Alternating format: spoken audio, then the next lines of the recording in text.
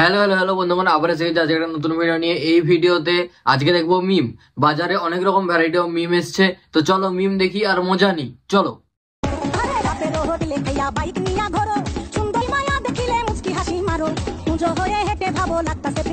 এই মেরেছে।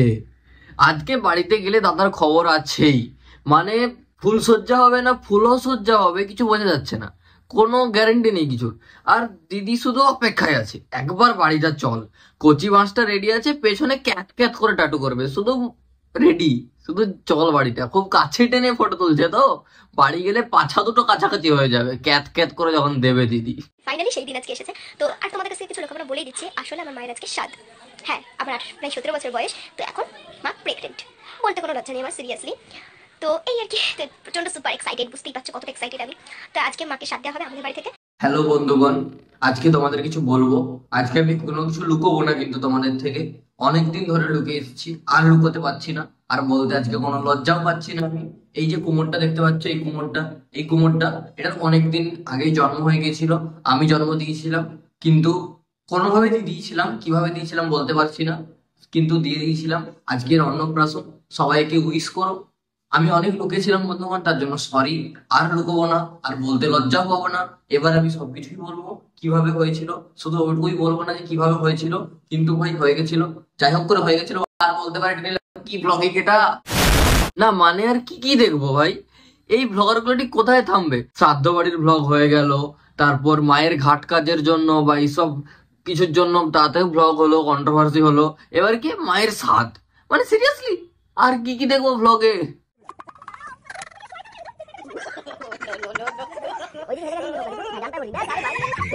Pre wedding photoshoot চলতেছে গাইস।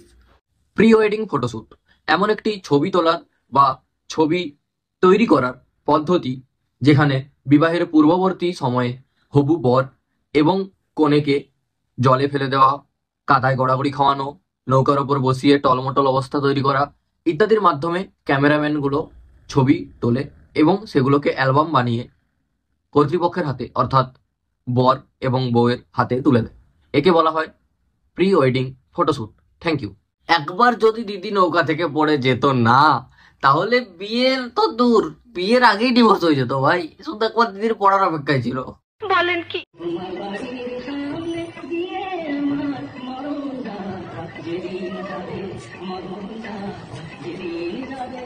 অন্নপ্রাশনে মরণযাত্রা যেদিন যাবে, ওয়াহ ভাই। এই মাইকম্যান গুলোকে কোনো বিশ্বাস নেই ভাই, মাইকম্যান গুলোকে কোনোদিন শোধরানো যায়নি ভাই।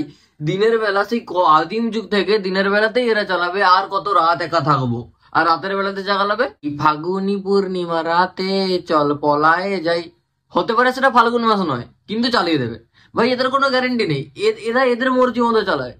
বিয়ে করবে তুমি, অন্নপ্রাশন হবে, ওখানে মাইক বাজবে আমার মর্জিতে, গান চালাবো আমি। মাইকম্যান পুরো পিএম, আর কিছু না।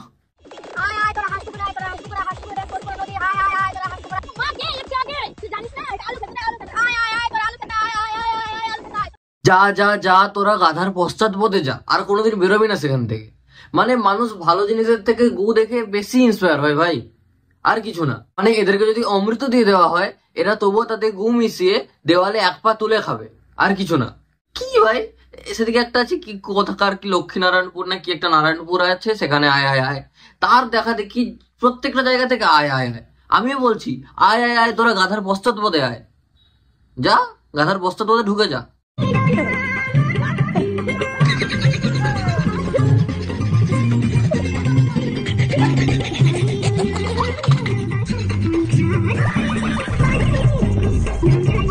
জিও কাকা, জিও জিও জিও।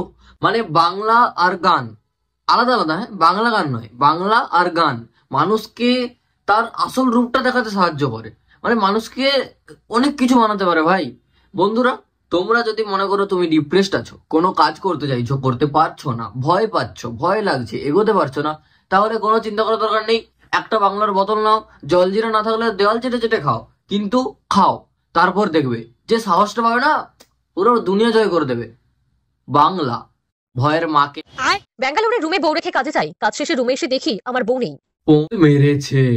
মানে বউকে বাড়িতে রেখে গেলেও বউ পালিয়ে যাচ্ছে, বউকে সাথে করে কাজের ওখানে নিয়ে গেলেও বউ পালিয়ে যাচ্ছে। ভাই তো করবেটা কি? আসলে বিয়ের পরে করাটা কি উচিত? রবীন্দ্রনাথ ঠাকুর তো আগে বেশ বলে দিয়ে চলে গেছেন, বিয়ের আগের অবস্থাটা, তুমি যাকে ভালোবাসো তাকে মুক্তি দাও, বিয়ের পরে কি হবে এটা বলা উচিত ছিল তো। বিয়ের পরে কিভাবে মুক্তি দেওয়া যায়, বিয়ের পরে কি হবে তাও জানালে না, ডিভোর্সের একটা অপশন আছে, বাট না জানিয়েই তো সবাই পালিয়ে যায়। তো বিয়ের পরে মুক্তি কি হলো, কার হলো, এটা জানানো উচিত ছিল তো।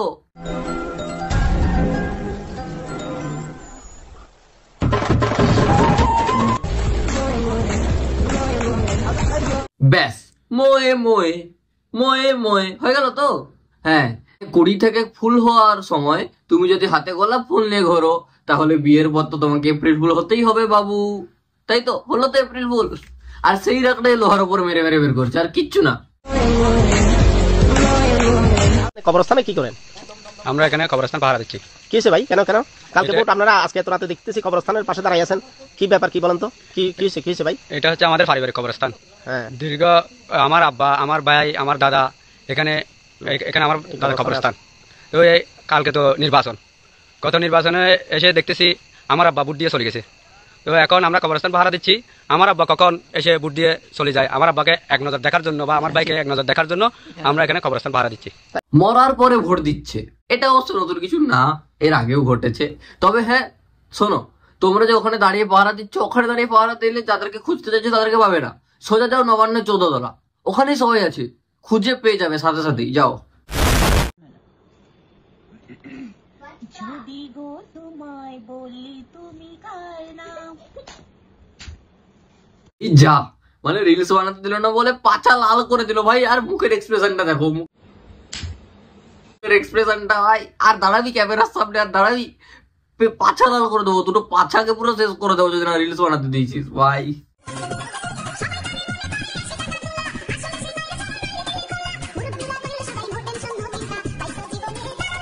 ভাই শোন শোন শোন, বাজেটটা একটু বাড়িয়ে দুটো পিং পং বলও লাগিয়ে নে, ঠিক আছে? দিলে পারফেক্ট লাগবি। মানে মানুষের কত রকমের শখ থাকতে পারে, আর কত রকমের শখ থাকেও মানুষের, তবে এই ভাইয়ের শখ আলাদা রকমের, নিজেরটা বাকিয়ে নিজেই মুখে নেবে, এরকম একটা শখ।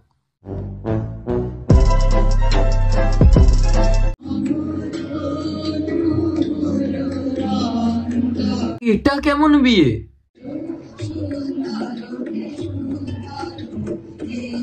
না মানে এটা বিয়ে কম আর ফেয়ারওয়েলের অনুষ্ঠান বেশি লাগছে ভাই, সিরিয়াসলি।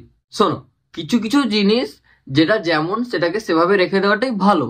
আমি জানি যে সময়ের সাথে সাথে মানুষকে আপডেট হতে হয়, কিন্তু আপডেটের নামে সংস্কৃতি যেগুলো আছে সেগুলোর মা মাসি এক করে দেওয়ার তো কোনো মানে হয় না, তাই না? কিছু কিছু জিনিস যেমন আছে সেভাবেই থাকতে দেওয়া ভালো, সেভাবেই তাকে সুন্দর দেখায়। সব জায়গাতে ওই ঘোড়ার নুঙ্কুর মতো নাকটা গলিয়ে না দিলেও চলে। কি হয়েছে, তুই এত সকাল থেকে মেজাজ দেখাচ্ছিস কেন? কথা বলে দেই, হ্যাঁ মাথায় রাখবে, এবার এটা আমার, আমি হচ্ছি তোমার স্বামী, হ্যাঁ তুমি হচ্ছে স্ত্রী, ইনকাম পত্র করে আমি আনি, তো মর্জি আমার চলবে, ঠিক আছে না? মর্জি আমার চলবে। ঠিক আছে, থাক তাহলে, তোর বাড়ি, তুই ইনকাম করিস, কর তুই, আমার কি? আমি আগে রান্না করবো, তারপর বাসন মাজবো, ঠিক আছে না? আগে আমি বাসনটা মাজবো, যাও। তারপরে এটা কি হলো ভাই? প্রথমে ভাবছিলাম বিশাল সিরিয়াস কিছু হবে, হয়তো এক্ষুনি মারামারি লেগে যাবে, সেই জিনিসটা ভাইরাল, ভাই প্রচুর সিরিয়াস ভাবছিলাম, তারপরে এটা কি হলো, মানে পুরো কমেডি হয়ে গেল।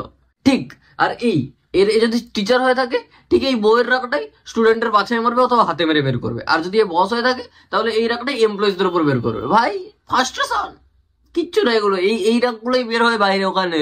ওরকম হলে চলবে না। আমার একজন বয়ফ্রেন্ড যেটা ছিল, সে তার খালি এরকম হতো যে বসবো, আজকে বসেই গল্প করি, ঠিক আছে? তার খালি এরকম হতো যে আজকে মেঘ করেছে, আজকে মদ খেতে হবে, একদম। আজকে রাস্তা দিয়ে গাড়ি চলছে, আজকে মদ খেতে হবে, একদম। আজকে ভীষণ ধুলো উঠছে, আজকে মদ খেতে হবে, একদম। তো রোজ অকেশন চলতো, রেগুলার উৎসব লেগে থাকতো। তাই এরকম উৎসব লেগে থাকলে হবে না। তাই এইবার আমি ডিসাইড করেছি যে এইবার বয়ফ্রেন্ড যদি করি, কোনো রকম কিছু করা যাবে না। আচ্ছা তাই নাকি? কিন্তু এই দিদিকে বিশ্বাস করো, আমি অন্য ওয়েবসাইট থেকে প্রথমবার দেখে চিনেছি এই দিদিকে। তো ওইখানে দিদির একটাই ডায়লগ ছিল, বাইরে এত বৃষ্টি হচ্ছে, আমি এত রাতে একা বাড়ি ফিরবো কিভাবে। বাস, তারপর বাকিটা ইতিহাস, সব শুনতে নয় ইতিহাস। তবে হ্যাঁ, কেউ বুঝে থাকলে কিন্তু কমেন্টে জানিও, ঠিক আছে, কি বোঝাতে চাইছি। কেন বল লাগে, তুই টিফিনে কেন ছুটি নিচ্ছিলিস? কার কার? তোর ছানা হয়েছে? তোর ছানা না তোর ছাগলের ছানা? কটা? তা তুই না গেলে ওরা খেতে পারবে না? হ্যাঁ, ওদেরকে দেখার কেউ নাই? হ্যাঁ, বাচ্চাটার এই কান্নাটা ভাই অরিজিনাল, ভাই ইমোশনাল কান্না। ভাই ছোটবেলার কথা মনে পড়ে গেল সিরিয়াসলি। মানে বাড়িতে কিছু একটা হলে না আর স্কুল যেতে ইচ্ছাই করতো নি। অবশ্য বাড়িতে আর সব কটা বাচ্চার মতো আমিও ছোটবেলাতে তেঁতুলের কঞ্চি বা তেঁতুলের ডাল দিয়ে মার খেতে খেতে স্কুলে পাঠানোর মতো আমাকেও, এটা আমারও হয়েছে, চাপ নেই। কিন্তু ভাই ছোটবেলার কথা মনে পড়ে গেল যে বাড়িতে কিছু একটা হলে আর স্কুল আসতে ইচ্ছা করেন না, এটাই। যাই হোক, আজকের মতো এতটাই। ভিডিওটা কেমন লাগলো জানিও, ভালো লাগলে লাইক করো, কমেন্টে জানাতে পারো কোন পার্টটা ভালো লেগেছে, বন্ধুদের সাথে শেয়ার করতে পারো। চ্যানেলে যদি নতুন হয়ে থাকো সাবস্ক্রাইব করে বেল আইকনে ক্লিক করে দিতে পারো। দেখা হবে আবার পরের ভিডিওতে, ততক্ষণের জন্য ভালো থেকো, সুস্থ থেকো, সুন্দর থেকো, টাটা টাটা টাটা।